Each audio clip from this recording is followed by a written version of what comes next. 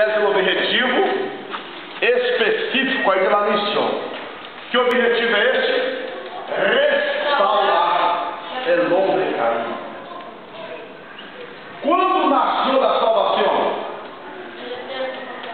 En el eterno passado.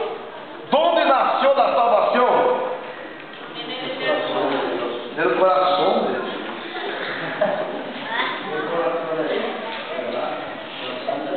E justamente ali, quando o homem casou, o que passou? Deus foi agarrado de surpresa. Deus foi agarrado de surpresa quando o homem casou, pegou.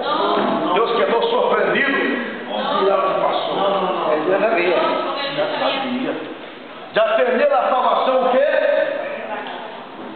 Preparada, planeada. Já estava lá tudo planeado. O que permitiu?